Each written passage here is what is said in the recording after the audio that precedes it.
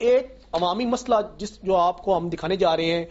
وہ شہر میں موجود مختلف قسم کی جو گلیاں ہیں، نئی بنی ہوئی گلیاں شہر بھر میں، ان کی کھاڑ پچاڑ کا کام ہے.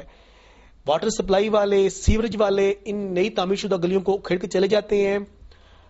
ان کو کھیڑنے کے بعد کوئی محکمہ یا کسی کو بھی یہ نہیں ہوتا کہ ان کو پھر ایز سچ دوبارہ ان کی ریپیئر کرے. عوام کو شدید مشکلات کا سامنا کرنا پڑتا ہے، خصوصاً اندرون شہر موتی بازار، صرافہ بازار، ان گلیوں کی حالت بری ہے.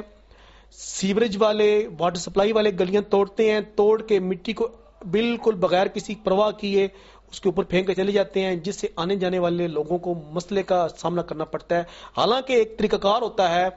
کوئی بھی ڈپارٹمنٹ، کوئی بھی محکمہ جب کوئی گلی کو کھیڑتا ہے تو اس سے پہلے بلدیہ سے NOC لیتا ہے. NOC اس بنیاد پہ دی جاتا ہے کہ وہ جب گلی کو چھوڑے گا تو اس کی اوریجنل حالت میں اس کو بالکل ریپیئر کر کے چھوڑے گا. لیکن یہاں سے تنظریفی ہے، بدقسمتی ہے، کوئی محکمہ بھی چیکنگ کے لیے نہیں آتا اور گلیاں جو ہیں وہ ٹوٹ پھوٹ کا شکار ہو جاتی ہیں، کیچڑ بن جاتا ہے. ناظرین، اس سلسلے میں ہماری TMO سے بھی بات ہوئی ہے. ان کا کیا کہنا ہے؟ ہماری ایکشن پبلک ہیلتھ سے بھی بات ہوئی ہے. ہماری اس رپورٹ کا مقصد، اگر کوئی ارباب اختیار یا کوئی ایسا اتھرائزڈ آدمی یہ دیکھ رہا ہے تو کم از کم خدا را جو گلی وہ توڑتے ہیں نئی بنی ہوئی، اس کو ہینڈ اوور کرنے سے پہلے اپنی اصلی حالت میں چھوڑ کے جائیں. تھوڑا سا کام ہوتا ہے وہ مٹی اٹھانا یا وہ پلستر کرنا، لیکن ٹھیکیدار ایک چھوٹی سی جو اپنی ہوتی ہے وہ آسانی کے لیے وہ پورے محلے کے لیے عذاب کھڑا کر کے چلے جاتے ہیں.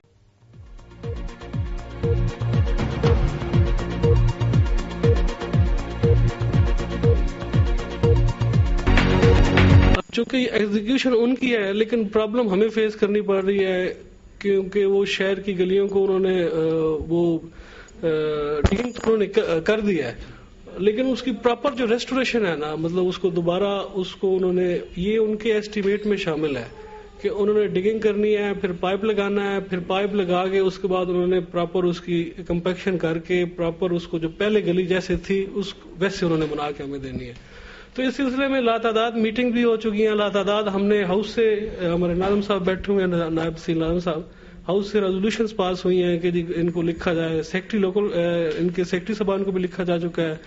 DCO کے پاس DCO صاحب نے بڑا مطلب خود انہوں نے یہ مطلب اپنے ہینڈ میں لیے ہوئے ہیں، انہوں نے خود پبلک ہیلتھ انجینئرنگ ڈپارٹمنٹ کے جو ایکسین ان کو لاتعداد دفعہ کہا ہے، اور لیکن وہ ان وین کوئی اس کا فائدہ ہمیں نظر نہیں آ رہا. اب ہم نے مطلب میٹر جو ہے وہ کمشنر لیول پہ ٹیک اپ کیا ہوا ہے اور اس سلسلے میں ہماری بات چل رہی ہے، تو دیکھتے ہیں اب، اور جو کچھ بہتر کر سکتے وہ کریں.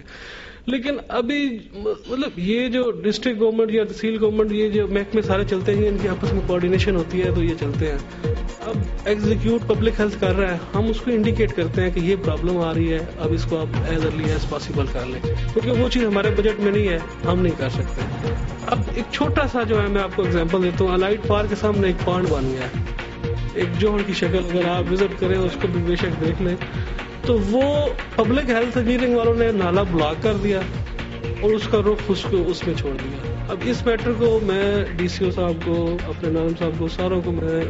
ریٹن اسٹیٹ میں ان کو انڈیکیٹ کر چکا ہوں، اور اب ہم اپنے ایکسن کے ساتھ کل بھی ہم نے وزٹ کیا ادھر. اس کی صورتحال یہ تھی کہ اگر ہم اس کی ڈی واٹرنگ، ہم تو اس کی ڈی واٹرنگ کر سکتے ہیں، اگر ہم ڈی واٹرنگ کریں بھی تو پھر اس کا فائدہ نہیں ہے.